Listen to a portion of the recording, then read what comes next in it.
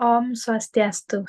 Baik, pertama-tama saya ucapkan terima kasih kepada Ibu Ninyoman Rusmiati, SEMM, selaku dosen pengampu mata kuliah manajemen pemasaran, atas waktu dan kesempatan yang diberikan kepada kami, kelompok 2, untuk melakukan presentasi secara online pada hari ini. Dan saya ucapkan terima kasih juga kepada teman-teman kelas C3 yang sudah menyempatkan waktunya untuk menonton video presentasi dari kami. Di sini, kami dari kelompok 2 akan mempresentasikan hasil kerja kelompok kami yang berjudul Pengaruh Inovasi Produk dan Layanan terhadap Minat Beli Konsumen pada Toko Batako UD Betonsari. Sebelum kami mulai ke pemaparan materi, izinkan kami memperkenalkan diri terlebih dahulu. Dimulai dari saya, perkenalkan, nama saya Nimadi Dinda Dwi Maharani dengan NPM 132 selaku moderator dan pemapar materi. Kemudian ada rekan saya.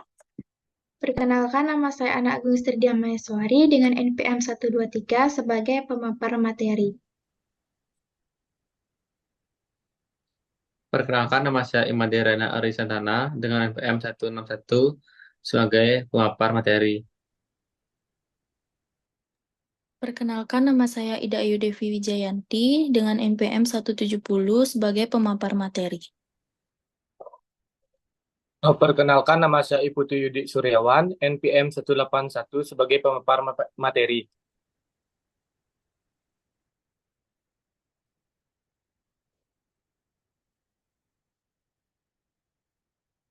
Baik, untuk materi pertama akan dijelaskan oleh saya sendiri, yaitu ada bab 1 pendahuluan.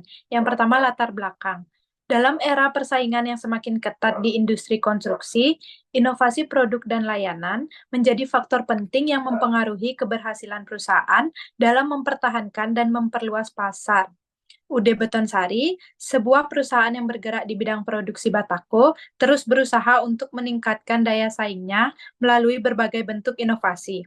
Selain inovasi produk, inovasi dalam layanan juga memegang peranan penting dalam membangun hubungan yang lebih baik dengan konsumen. Dalam industri konstruksi, layanan yang cepat dan tepat waktu seringkali menjadi faktor yang krusial. Namun, seiring dengan upaya inovasi yang dilakukan, muncul pertanyaan mendasar terkait dampak dari inovasi tersebut terhadap minat beli konsumen. Inovasi produk dan layanan yang diterapkan oleh UD Betonsari diharapkan dapat meningkatkan daya tarik produk di mata konsumen, sehingga mereka lebih tertarik untuk membeli produk-produk dari perusahaan ini dibandingkan dengan kompetitor. Next. Selanjutnya yang kedua ada rumusan masalah. Berdasarkan latar belakang yang diuraikan, maka permasalahan yang akan dibahas yaitu yang pertama, apa saja jenis inovasi produk dan layanan yang diterapkan pada UD Betonsari. Yang kedua, bagaimana pengaruh inovasi produk terhadap minat beli konsumen pada UD Betonsari. Yang ketiga, bagaimana pengaruh inovasi produk, inovasi layanan terhadap minat beli konsumen pada UD Betonsari. Dan yang keempat, bagaimana pengaruh inovasi produk dan layanan secara bersama-sama terhadap minat beli konsumen pada UD Betonsari. Next. Kemudian ada tujuan dan manfaat penelitian. Yang A, tujuan. Yang pertama, untuk mengetahui apa saja jenis inovasi produk dan layanan yang diterapkan pada UD Betonsari. Yang kedua, untuk mengetahui bagaimana pengaruh inovasi produk terhadap minat beli konsumen pada UD Betonsari. Yang ketiga, untuk mengetahui bagaimana pengaruh inovasi layanan terhadap minat beli konsumen pada UD Betonsari. Dan yang keempat, untuk mengetahui bagaimana pengaruh inovasi produk dan layanan secara bersama-sama terhadap minat beli konsumen pada UD Betonsari.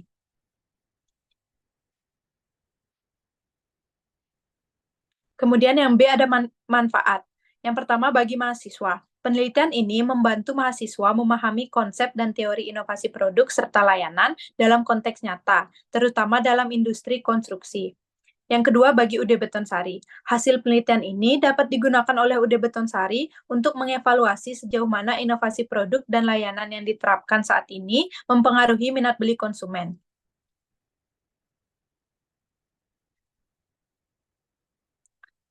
Selanjutnya ada sistematika penulisan. Hasil dari penelitian ini disusun berdasarkan bab demi bab yang akan diuraikan sebagai berikut. Bab 1 yaitu pendahuluan, terdiri dari latar belakang masalah, rumusan masalah, tujuan dan manfaat penelitian, serta sistematika penulisan. Bab 2 tinjauan pustaka, terdiri dari landasan teori, publikasi penelitian sebelumnya, kerangka konsep penelitian, dan hipotesis. Kemudian ada bab 3, metodologi penelitian. Terdiri dari tempat dan objek penelitian, populasi dan sampel, identifikasi variabel, definisi operasional, variabel, metode pengumpulan data, serta teknik analisis data. Kemudian bab 4 ada analisis data dan pembahasan. Terdiri dari deskripsi data, analisis data, dan pembahasan. Dan yang terakhir bab 5 penutup. Terdiri dari kesimpulan dan saran.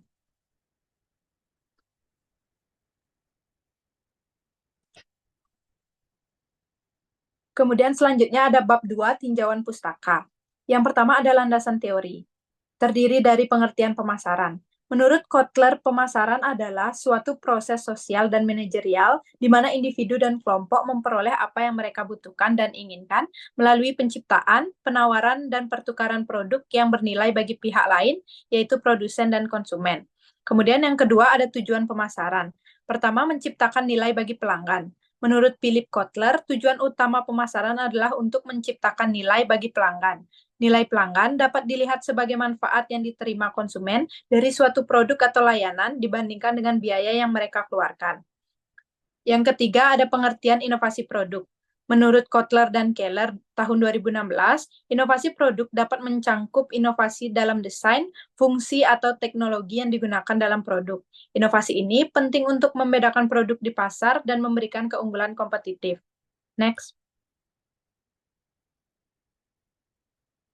Kemudian yang keempat ada pengertian inovasi layanan. Menurut Kotler dan Keller tahun 2009, inovasi layanan adalah segala upaya untuk memperkenalkan sesuatu yang baru dalam bentuk produk jasa atau cara penyampaian layanan kepada pelanggan. Dan yang kelima ada pengertian minat beli. Menurut Kotler dan Keller, minat beli adalah kecenderungan konsumen untuk melakukan pembelian produk atau layanan setelah mengevaluasi dan membandingkannya dengan produk atau layanan lain. Next.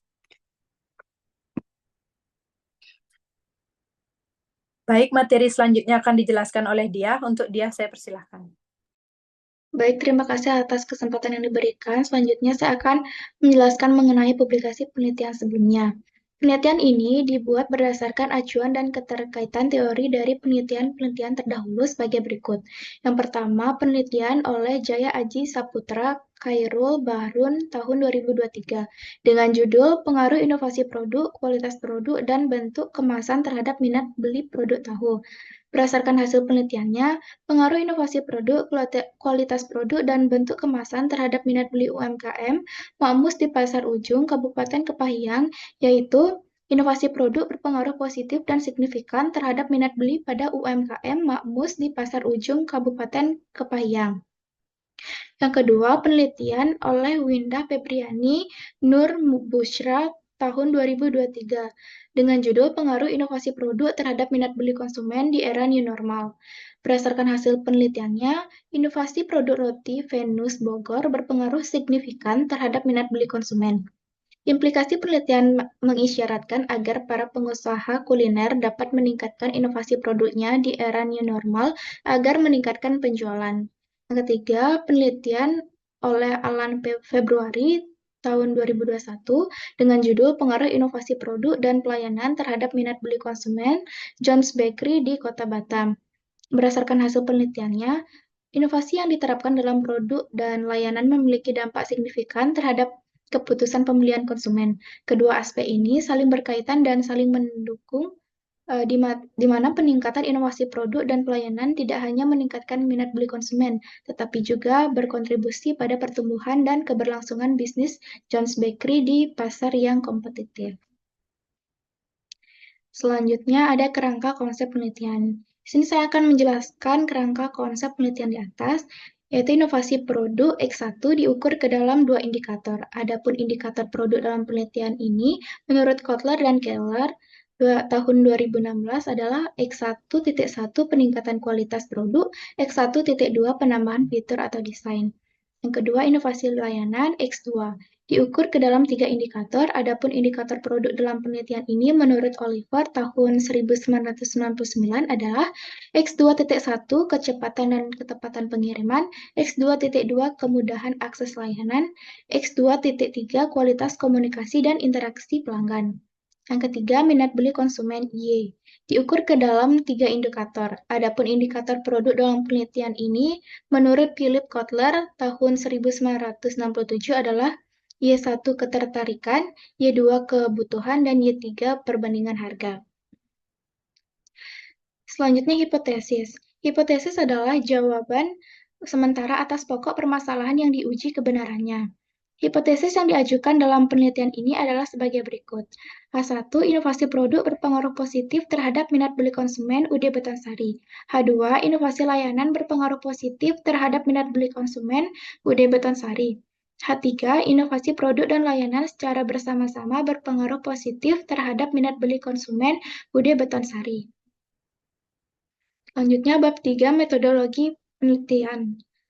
Yang pertama, tempat dan objek penelitian. Penelitian ini dilakukan pada toko Batako UD Betansari yang beralamat di Jalan Raya Panglan Kapal, Mengwi, Badung. Objek penelitian ini adalah dalam bidang strategi pemasaran yang berkaitan dengan inovasi produk dan layanan terhadap minat beli konsumen. Selanjutnya ada populasi dan sampel. Pertama, populasi. Menurut Cooper dan Schindler, tahun 2014, populasi adalah kelompok atau totalitas dari elemen-elemen yang mempunyai karakteristik yang sama, yang menjadi perhatian seorang peneliti untuk dijadikan objek penelitian. Populasi dalam penelitian ini adalah seluruh konsumen atau calon konsumen yang telah atau berpotensi membeli produk Batako dari UD Betansari. Yang kedua yaitu sampel. Menurut Sugiono 2011 dalam Rafauda 2017, sampel adalah bagian dari jumlah dan karakteristik yang dimiliki oleh populasi tersebut. Sampel penelitian adalah sebagian dari populasi konsumen UD Betansari yang dipilih untuk diobservasi dalam penelitian. Untuk menentukan jumlah sampel pada penelitian ini, maka digunakan perhitungan menggunakan rumus Hare et al., yaitu sampel sama dengan jumlah indikator dikali 5. Jadi 8 indikator dikali 5 sama dengan 40. Berdasarkan perhitungan di atas, didapat untuk sampel minimum menggunakan 40 responden. Selanjutnya ada identifikasi variabel. Yang pertama variabel bebas, terdiri dari inovasi produk X1.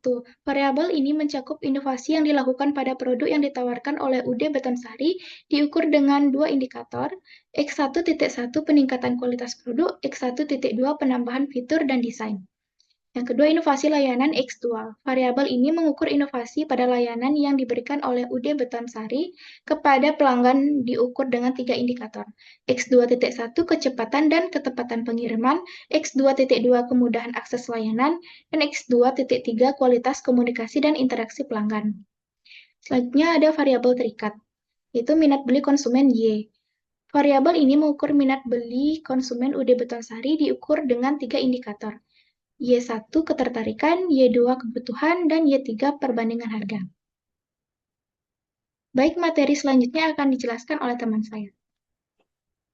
Baik, terima kasih atas waktu yang diberikan. Di sini saya akan menjelaskan identifikasi operasional variabel. Inovasi produk X1. Inovasi produk mengacu pada perubahan atau perbaikan yang dilakukan pada produk yang ditawarkan oleh UD Betansari. Diukur melalui indikator-indikator berikut. X1.1 peningkatan kualitas produk, upaya untuk meningkatkan karakteristik dan standar produk seperti bahan baku, keandalan, dan kinerja produk untuk memenuhi ekspektasi pelanggan. X1.2 penambahan fitur dan desain, penambahan fungsi atau fitur baru pada produk untuk meningkatkan nilai tambah bagi pelanggan dan memenuhi kebutuhan pasar yang berubah. Next.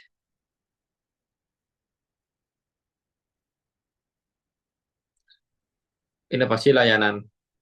X2. Inovasi layanan adalah peningkatan atau perubahan dalam cara layanan diberikan kepada pelanggan, diukur dengan indikator-indikator berikut.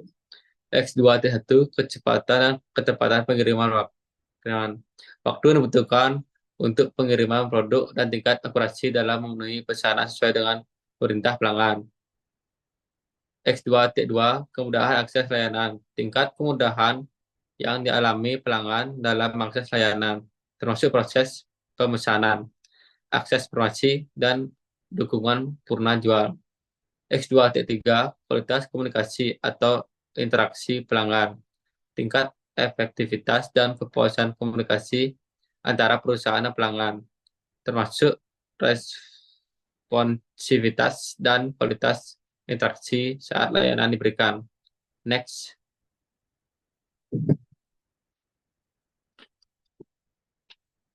Minat beli konsumen.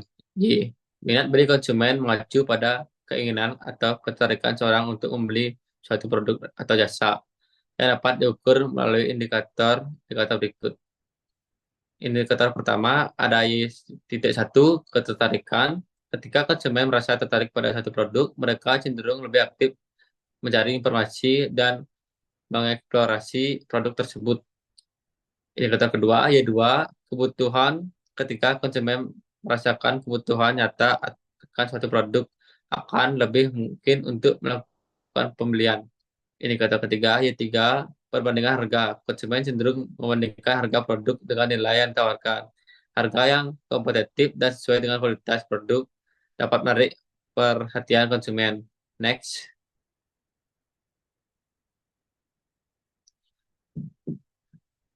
Metode pengumpulan data. Menurut Sugiono 2017, metode pengumpulan data dapat dilakukan dengan 4 cara.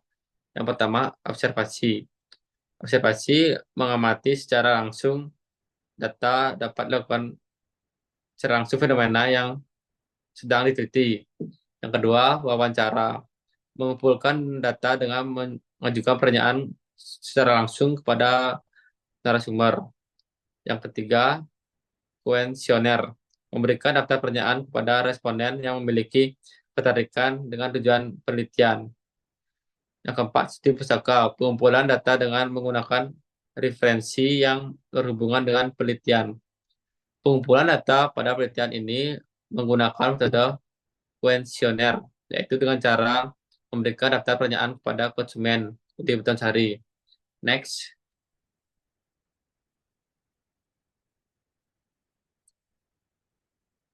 Uji instrumen penelitian.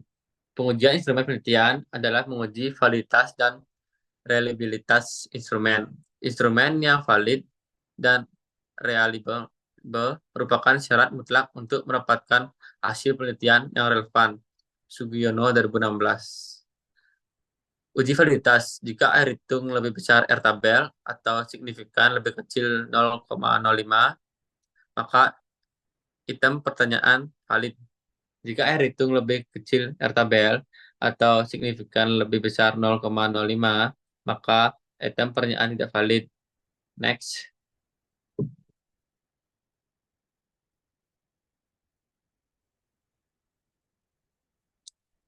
Jika nilai uji reliabilitas, jika nilai Cronbach's alpha lebih besar 0,60, maka variabel reliable. Jika nilai Cronbach's alpha lebih kecil 0,60, maka variabel tidak reliable. Hasil uji reliabilitas menunjukkan bahwa semua variabel mempunyai nilai Cronbach's alpha lebih besar 0,60, sehingga dapat disimpulkan bahwa semua variabel sudah reliable. Next.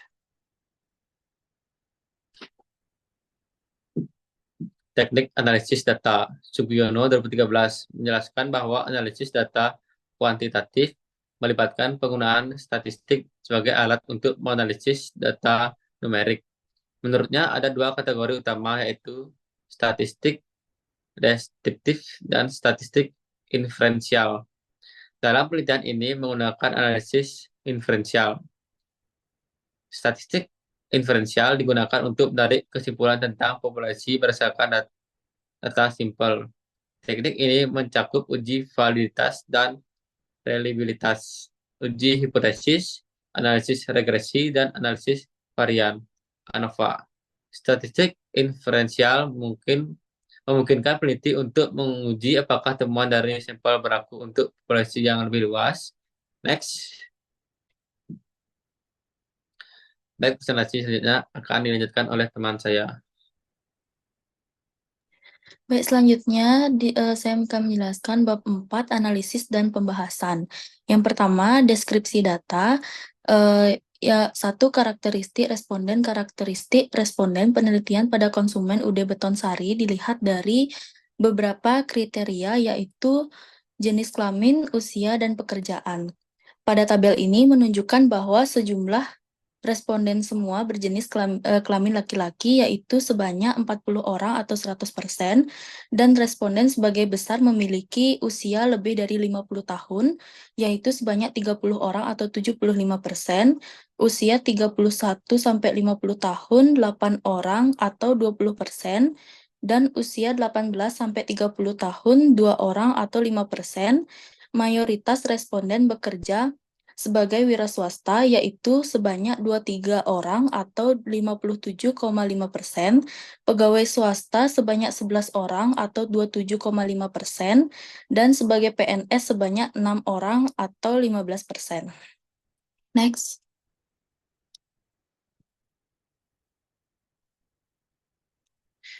Yang kedua, hasil uji validitas dan reliabilitas.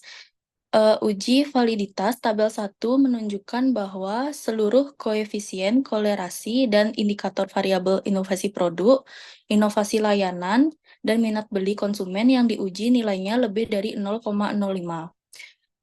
Selanjutnya yang B, uji reliabilitas tabel 2 menunjukkan masing-masing nilai Kornberg alpha pada tiap instrumen tersebut lebih besar 0,60 Kornberg atau Kornberg alpha lebih dari 0,60.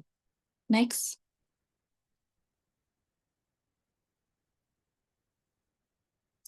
Selanjutnya analisis data, uji asumsi klasik. Yang pertama, uji normalitas. Jika nilai signifikan lebih dari 0,05, maka data berdistribusi normal. Jika nilai signifikan kurang dari 0,05, maka data tidak berdistribusi normal. Berdasarkan hasil uji normalitas ini, data pada tabel 4 menunjukkan nilai signifikan 0,200 lebih dari 0,05, maka data distribusi normal. Bisa di next.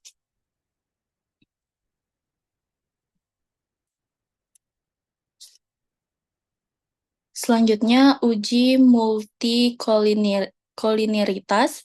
Jika nilai toleransi lebih dari 0,010 atau nilai VIF kurang dari 10, maka lolos uji multikolinearitas. Jika nilai toleransi kurang dari 0,10 atau nilai VIF lebih dari 10, maka tidak lolos uji multikolinearitas.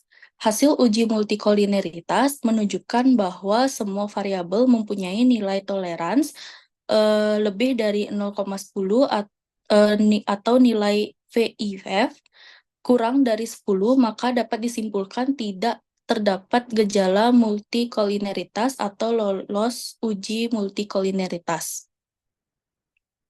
Bisa di next. Selanjutnya yang ketiga, uji heteroskedastisitas. Jika nilai signifikan lebih dari 0,05, maka lolos uji heteroskedastisitas. Jika nilai signifikan kurang dari 0,05, maka tidak lolos uji heteroskedastisitas. Maka hasil uji heteroskedastisitas menunjukkan bahwa semua variabel mempunyai nilai-nilai signifikan lebih dari 0,05, maka dapat disimpulkan tidak terdapat gejala heteroskedastisitas atau lolos uji heteroskedastisitas. Next. Persamaan regresi linear berganda.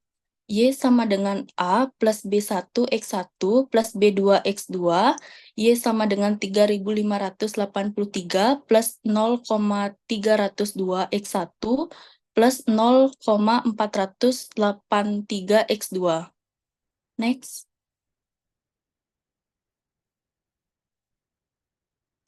Adapun penjelasannya adalah sebagai berikut. Yang pertama, nilai konstanta yang diperoleh sebesar 3.583, maka bisa diartikan jika variabel independen bernilai 0 atau konstan, maka variabel dependen bernilai 3.583.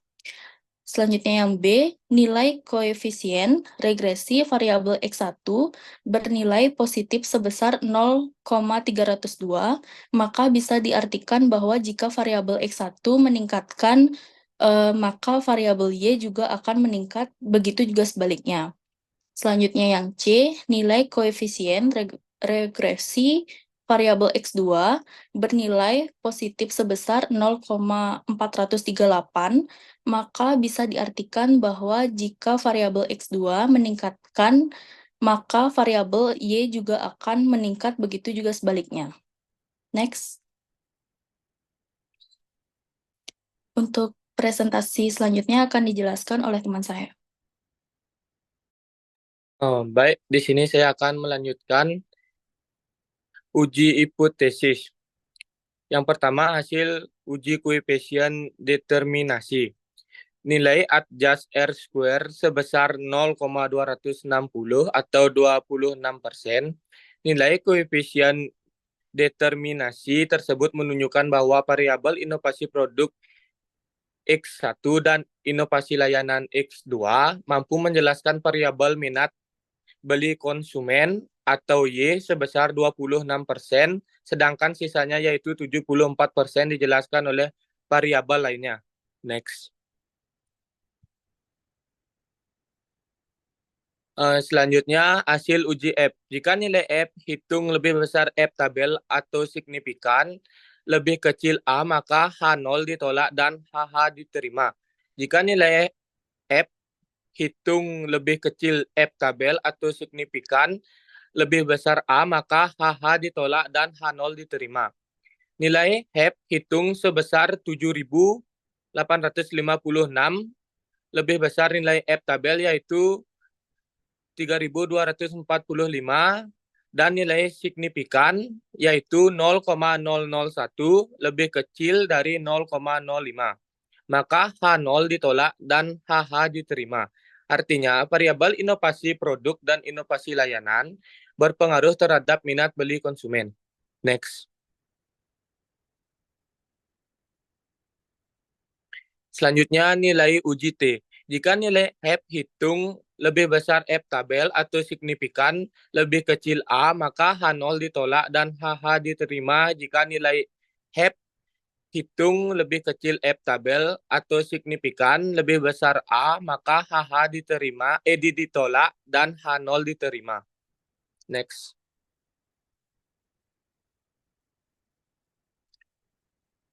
Selanjutnya, inovasi produk dan layanan yang diterapkan di UD Betonsari.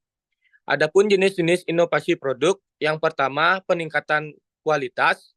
UD Betonsari berfokus pada penggunaan bahan baku yang lebih baik dan teknologi produksi yang lebih modern. Selanjutnya, penambahan fitur dan desain. UD Betonsari juga memperkenalkan variasi desain bentuk yang lebih kreatif dan beragam, seperti batako yang berlubang dengan pola unik dan inovasi batako interlocking. Next.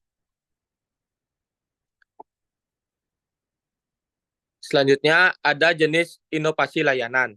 Yang pertama, peningkatan layanan pengiriman. UD Betonsari berfokus pada peningkatan ketepatan waktu pengiriman produk ke pelanggan. Yang kedua, kualitas komunikasi. UD Betonsari menerapkan layanan komunikasi yang lebih baik seperti memberikan saran terkait produk.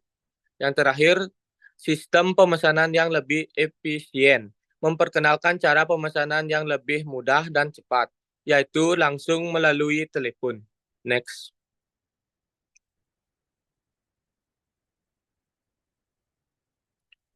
Selanjutnya, pengaruh inovasi produk terhadap minat beli konsumen pada UD Betonsari. Hasil uji T menunjukkan bahwa inovasi produk atau X1 tidak memiliki pengaruh signifikan terhadap minat beli konsumen. Nilai T hitung sebesar 1,537 lebih kecil dari T tabel 2,24 dan nilai signifikan sebesar 0,133 lebih besar dari 0,05.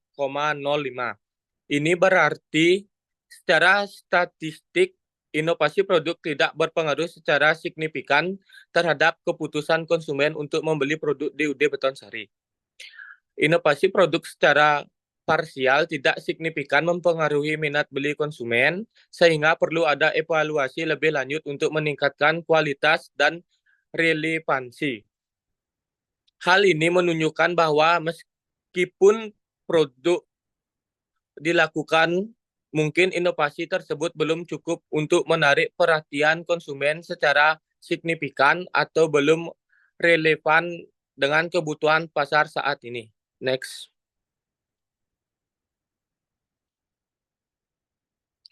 Selanjutnya, ada pengaruh inovasi layanan terhadap minat beli konsumen pada UD Betonsari. Hasil uji T bahwa menunjukkan inovasi layanan X2 memiliki pengaruh signifikan terhadap minat beli konsumen.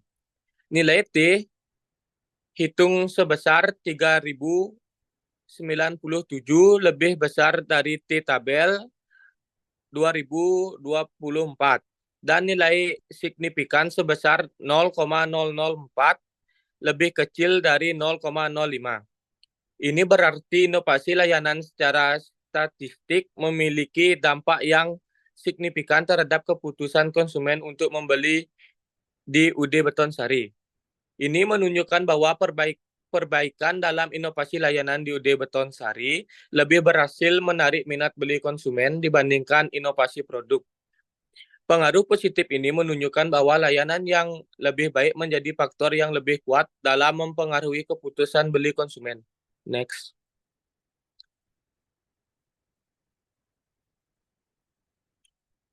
Selanjutnya, ada pengaruh inovasi produk dan layanan secara bersama-sama terhadap minat beli konsumen pada UD Betonsari. Berdasarkan hasil uji F, inovasi produk dan inovasi layanan secara bersama-sama berpengaruh signifikan terhadap beli konsumen. Nilai F hitung sebesar 7.856 lebih besar dari F tabel 3.245 dengan nilai signifikan 0,001 yang lebih kecil dari 0,05.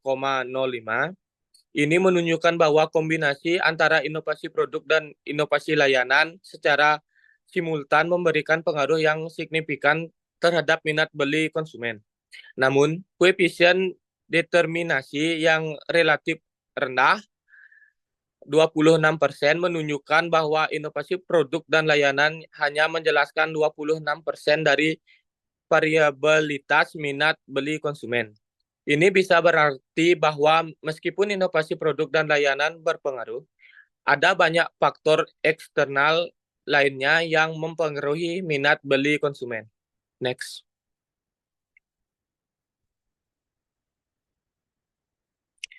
Selanjutnya, secara keseluruhan, inovasi layanan tampak lebih dominan dalam mempengaruhi minat beli. Sedangkan inovasi produk dalam memberikan pengaruh yang signifikan secara parsial, namun keduanya bersama-sama tetap mempengaruhi minat beli konsumen.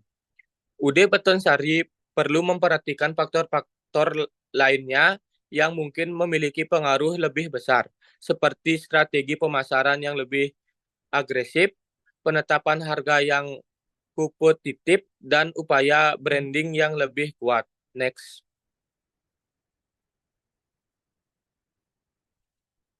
Baik, waktu saya serahkan ke moderator. Baik, terima kasih atas pemaparan materinya. Kemudian yang terakhir ada bab 5, kesimpulan dan saran. Dari semua yang sudah dipaparkan, dapat ditarik kesimpulan bahwa inovasi produk pada UD Betonsari tidak berpengaruh signifikan terhadap minat beli konsumen. Hal ini menunjukkan bahwa inovasi produk yang telah dilakukan mungkin belum sesuai dengan kebutuhan atau ekspektasi konsumen. Sebaliknya, inovasi layanan memiliki pengaruh yang signifikan terhadap minat beli konsumen, yang mengindikasikan bahwa kualitas pelayanan, kenyamanan, dan responsivitas terhadap pelanggan menjadi faktor penting yang mempengaruhi keputusan pembelian. Secara simultan, inovasi produk dan layanan bersama-sama berpengaruh signifikan terhadap minat beli, meskipun hanya menjelaskan 26% dari variasi dalam minat beli konsumen, dengan 74% lainnya dijelaskan oleh faktor-faktor lain yang lebih mempengaruhi minat beli konsumen, seperti harga, citra merek, dan tren pasar. Next. Kemudian ada saran. Adapun saran yang dapat kami berikan yaitu UD Betonsari sebaiknya fokus pada peningkatan kualitas dan relevansi inovasi produk agar lebih sesuai dengan kebutuhan pasar. Selain itu, perusahaan harus terus memperkuat inovasi layanan karena hal ini terbukti lebih berpengaruh dalam menarik minat beli konsumen. Penerapan strategi pemasaran yang lebih agresif dan penetapan harga yang kompetitif juga perlu dipertimbangkan untuk meningkatkan daya tarik produk. Dengan memperhatikan faktor-faktor ini, UD Betonsari diharapkan dapat meningkatkan minat beli dan pada akhirnya berdampak pada kinerja penjualannya. Next. Baik, sekian presentasi dari kelompok kami. Mohon maaf jika ada kesalahan yang kurang berkenan. Kami tutup dengan para mesanti. Om Santi Santi Santi Om.